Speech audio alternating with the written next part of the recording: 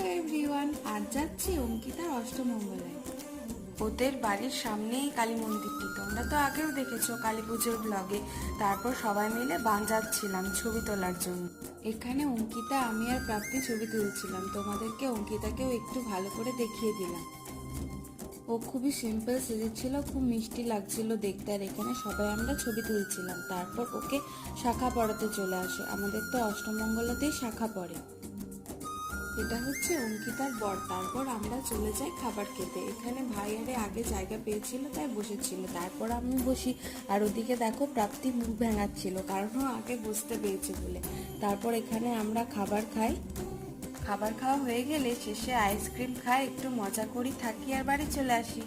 বাড়িতে আসার একটু পরেই প্রাপ্তি আরে বাড়ি চলে যায়। অঙ্কিতার অষ্টমঙ্গলার মিনি ব্লগ এখানেই শেষ। দেখা হবে নেক্সট কোনো শর্টসে। ভিডিও ভালো লাগলে সাবস্ক্রাইব করে দিও।